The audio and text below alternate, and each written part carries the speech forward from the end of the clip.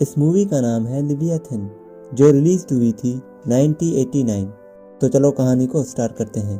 कहानी की शुरुआत होती है अटलांटिक ओशन से, जहां हमें समुद्र के नीचे एक स्टेशन दिखता है जो कि TRI ओशनिक माइनिंग कॉरपोरेशन का था।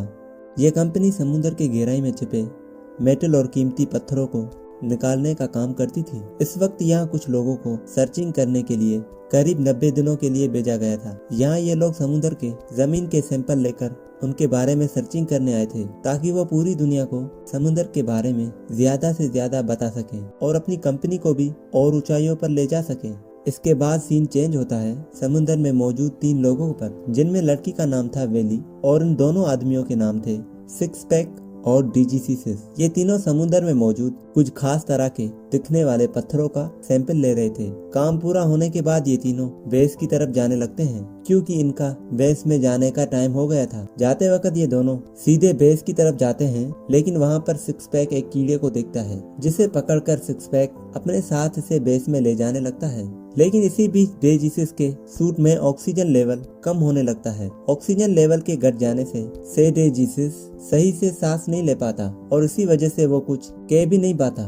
लेकिन जो उनका कैप्टन था, जिसका नाम था बैक, उसे बेस में बैठे बैठे मशीन की मदद से ये बात पता चलती है। ये खबर मिलते ही बैक बेस में डॉक्टर को तलाश करने लगता है, लेकिन डॉक्टर बहुत ढूंढने के बाद लेकिन उसे कहीं मिलता नहीं है। ये देखकर बैक बहुत डर जाता है और खुद ही DGCS के ऑक्सीजन लेवल को सही करने की कोशिश करता है, पर उसे कुछ ज्यादा पता नहीं होता, इसीलिए उसे ये सब समझने में काफी प्रॉब्लम होती है। पर आखिरकार वो उस काम को सही करने में कामयाब हो जाता है। DGCS की कंडीशन देखकर वेली और सिक्स पैक्स भी इसकी बहुत मदद करते हैं और बड़ी मुश्किल से उसे संभालते हुए बेस के अंदर ले जाते हैं।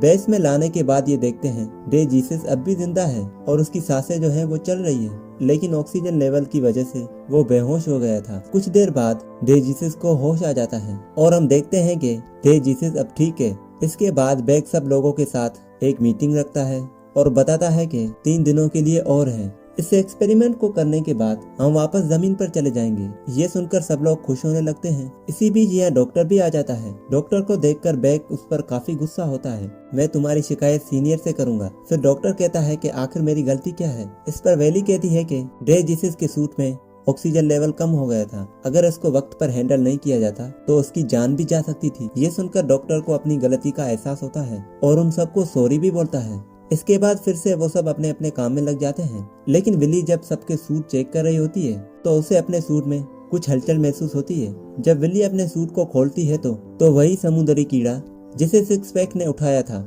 ये सूट से बाहर निकलकर वेली को डरा देता है और यहाँ से जाने लगता है। ये देखकर वेली काफी डर जाती है। विली समझ जाती है कि ये काम सिक्स पैक का ही है, इसीलिए वो उस पर काफी गुस्सा होती है। वहीं दूसरी तरफ हम डॉक्टर और बैक को देखते हैं, जो कि अपने सीनियर से बात कर रहे थे, लेकिन सीनियर की आवाज रोबोटिक वे में सुनाई देती है। यह रोबोटिक आवाज उनसे पूछती है, क्या तुम्हें एक्सपेरिमेंट के दौरान कोई चीज मिली या दिखाई दी? इस पर बैक कहता है, नहीं, हमें कुछ भी नहीं मिला। ये सुनकर ये रोबोटिक आवाज गुस्सा हो जाती है और जल्द ही कोई कीमती चीज तलाश करने के लिए कहती है। इसके बाद हम देखते हैं कि सब लोग बैठे होते हैं और इसी बीच इनके बेस में कुछ प्रॉब्लम होती है और उस प्रॉब्लम की वजह थी समुद्र में उठने वाली लहरें थी। ये देखकर ब्रिजिट कहती है, बस हमें सिर्फ 2 दिन और यहाँ पर रहना है, फिर हम अपने घर वापस जा सकेंगे। ब्रिजिट की बात सुनकर बैक बहुत परेशान सा हो जाता है और ऐसा लगता है कि वो कुछ कहना तो चाहता है पर वो कह नहीं पाता। दरअसल बैक को अब पता चल चुका था, हमें यहाँ पर सिर्फ एक्सपेरिमेंट के लिए नहीं भेजा गया, बल्कि उन्हें तो समुद्र में खजाने की खोज करनी है और इसी काम के लिए उन्हें यहाँ भेजा गया है। सीनियर की बात से बैक को भी लगने लगा था कि वो 2 दिन बाद यहाँ से नहीं जा पाएंगे। खाना खाने के बाद सब सोने के लिए चले जाते हैं। अगले दिन हम वेली और सिक्स पैक्स को देखते हैं, जो समुद्र के अंदर चले गए थे। समुद्र के अंदर देखते हैं, जो कि वहाँ पर खुदाई करने गए थे। काम खत्म करने के बाद जब ये दोनों वापस बेस की तरफ आते हैं, तभी समुद्र में लहरों का तूफान आ जाता है, जो कि सिक्स पैक को अपने साथ बेस से काफी दूर ले जाता है। ये देखकर वेली काफी परेशान हो जाती है, इसीलिए वो सबसे पहले बेस में मौजूद सब लोगों को बताती है कि वो लहरों के साथ दूर चला गया है और फिर इन्हें इन्फॉर्म करने के बाद खुद ही उसे समुद्र में ढूंढने के लिए निकल पड़ती है। थोड़ी दूर चलने के बाद उसे एक डूबा हुआ पुराना सा जहाज मिलता है। ये देखकर वेली भी उसके पास जाती है और वहीं उसके सूट में जो कैमरा लगा था, उसकी मदद से बेस के सभी लोग भी उसे देख रहे होते हैं। डॉक्टर इसे देखकर कहता है कि ये एक रशियन शिप है जिसका नाम है लिवाइथन। ये सुनकर ब्रिजिट उसके बारे में रिसर्च करने लगता है और उसे पता चलता है कि अभी ये जहाज रशियन नेवी में मौजूद है। इस पर डॉक्टर कहता है कहीं ये रशियन नेवी की कोई चाल तो नहीं है जो हमें किसी जाल में फंसाना चाहती हो। वहीं विली इस शिप के अंदर जाती है जहां उसे इंसानों की हड्डियां मिलती है। कुछ दूर आगे जाकर सिक्स पैक्स भी दिखता है जो कि एक बड़े से बक्से को उठाने की कोशिश कर रहा था और फिर वेली भी उसकी मदद करती है। बेस के अंदर आ जाते हैं। बैग जब इसे खोलकर देखता है तो उसे इस बॉक्स में कुछ शराब की बोतलें और कुछ किताबें मिलती है। यहाँ हम देखते हैं कि इनमें से एक बोतल सिक्स पैक ने पहले ही चुरा ली थी। बैग इस बॉक्स को और रशियन के बारे में अपने सीनियर को भी इन्फॉर्म करता है। इस पर सीनियर कहता है कि ऐसे ही इस शिप के अंदर जाओ और भी कुछ कीमती चीजें ढूंढो, जरूर उसके अंदर कुछ और भी होगा। ये सुनकर बैग जब जमीन पर आने को कहता है तो ये सीनियर एक कान से सुनकर दूसरे कान से निकाल देता है और काल काट देता है। यानी बैग सही था, ये लोग अभी घर नहीं जा सकते हैं। इसके बाद सिक्स पैक अकेले में बैठकर वही ड्रिंक पी रहा होता है, लेकिन तभी ब्रिजिट इसके पास आ जाती है और ड्रिंक को पीने लगती है। अगले दिन सिक्स पैक को काफी तेज बुखार चढ़ता है जिस वजह से वो समुद्र में भी नहीं जा सकता। डॉक्टर इसके बुखार की वजह जानने के लिए उसके गले की स्किन काट देता है ताकि इस बुखार का पता लग सके कि आखिर ये किस वजह से आया है, क्योंकि सिक्स पैक पहला एक शख्स था जिसे यहाँ बुखार आया था। धीरे धीरे सिक्स पैक की कंडीशन खराब होती जा रही थी और उसे बुखार के साथ साथ अपनी बॉडी में खुजली होने लगती है। डॉक्टर भी इसकी कंडीशन को समझ नहीं पाता, इसीलिए वो बैग को सबके बारे में बता देते हैं। ये देखकर बैग सबका चेकअप करवा के ये पता लगाने की कोशिश करता है कहीं वहाँ कोई बीमारी तो नहीं है। वहीं दूसरी तरफ ब्रिजिट की भी हालत खराब हो जाती है। ये देखकर डॉक्टर सबको चेक करता है लेकिन सभी की कंडीशन नॉर्मल होती है। इसके बाद जब ब्रिजिट की बारी आती है तो बैग डॉक्टर को अपने साथ ले जाता है जिस वजह से ब्रिजिट का चेकअप नहीं हो पाता। डॉक्टर सीनियर को बताता है कि आज तक मैंने ऐसी बीमारी को कभी नहीं देखा। वहीं दूसरी तरफ हम देखते हैं कि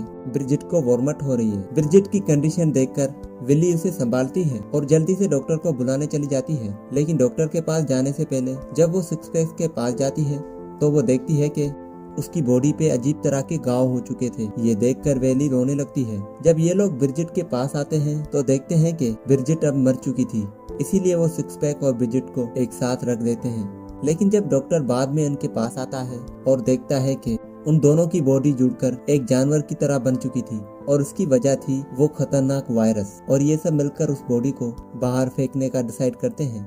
लेकिन तभी ये इन पर अटैक कर देती है, पर जैसे तैसे आखिर ये इन्हें बेस से बाहर फेंक देते हैं। पर इस जानवर का एक पार्ट यहीं रह जाता है। फिर डॉक्टर इन सबसे कहता है हो सकता है कि इस बीमारी में उलझकर रशियन का जहाज और उसके लोग भी मारे गए होंगे। ये सुनकर सब लोग सिक्स पैक का सामान तलाश करने लगते हैं। इन लोगों को वही शराब की बोतल मिलती है जिसे ये लोग लेकर बैग के पास जाते हैं और बैग समझ जाता है कि इस बीमारी की जड़ ये शराब की बोतल है। जिसके बाद सीन चेंज होता है डी जीसस और जस्टिन पर, जो कि किचन में पेट पूजा करने के लिए गए थे। पर तभी वहीं पर उस जानवर का टुकड़ा वो डे जीसस पर हमला कर देता है और उसे चबाकर खाना शुरू कर देता है। लेकिन सब लोग जब उसकी हेल्प के लिए आते हैं तो देखते हैं कि डीचिस वो टुकड़ा उसके पेट में उतर गया है और अब वो जानवर यहाँ से भागकर कहीं और छुप गया है।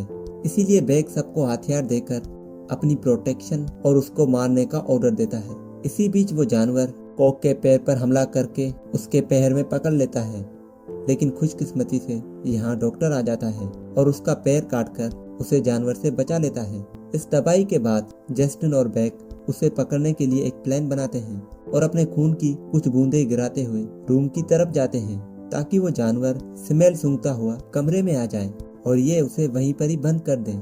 इसी बीच ये देखते हैं कि कॉक भी उस जानवर के काटने की वजह से उस जैसा ही होता जा रहा है। डॉक्टर उसे मारने का फैसला करता है, लेकिन जब उसके पास आता है तो ये उसे पकड़ लेता है और डॉक्टर भी धीरे धीरे उस वायरस का शिकार होता है। वहीं दूसरी तरफ ये जानवर रूम की तरफ पहुंच जाता है, लेकिन जब ये वेली को देखता है तो उसका पीछा करने लगता है। लेकिन जस्टिन और बैग वेली को सेव कर लेते हैं। इसके बाद ये सब डॉक्टर को देखने आते हैं, लेकिन यहाँ तो डॉक्टर नहीं बल्कि आधा जानवर बन गया था। ये लोग अपनी जान बचाते हुए बेस के मेन कंट्रोल रूम में आ जाते हैं और सीनियर से हेल्प मांगते हैं, लेकिन सीनियर किसी भी तरह से मदद करने के लिए इनकार कर देता है। ये सुनकर बैग बेस का ऑक्सीजन मूड ऑफ कर देता है, क्योंकि इसी एक तरीके से वो उस जानवर को खत्म कर सकते थे। ऐसा करने के बाद ये लोग अपने वाटर सूट लेने के लिए जाते हैं ताकि उसे पहनकर यहाँ से जिंदा जा सके। लेकिन रास्ते में उन्हें वही जानवर दिखाई देता है जिसके बॉडी में डॉक्टर और डीजीसिस दिख रहे थे और ये काफी बड़ा भी हो गया था। ये जानवर विली पर अटैक करके उसे पकड़ लेता है,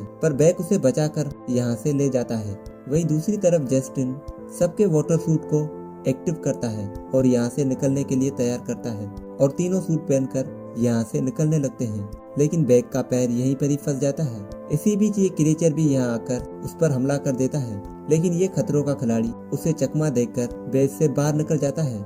बाहर निकलते ही ये बेस ब्लास्ट होने लगता है और वो क्रिएचर मारा जाता है और उसका खून हर तरफ फैल जाता है। ये तीनों अब समुद्र के ऊपर आ गए थे और बहुत खुश होते हैं। लेकिन तभी कुछ शार्क्स वहाँ पर आ जाती है।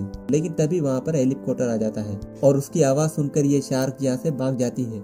लेकिन फिर हम देखते हैं कि वही क्रिएचर वो फिर से इनके पास आ जाता है और जस्टिन को पकड़ लेता है। बड़ी मुश्किल से विली और बैग हेलीकॉप्टर में बैठकर यहाँ से चले जाते हैं और इस कहानी का एंड हो जाता है। अगर ये कहानी आप लोगों को अच्छी लगी हो तो प्लीज मेरे चैनल को सब्सक्राइब और वीडियो को लाइक जरूर कर देना। तो मिलते हैं किसी नई कहानी पे।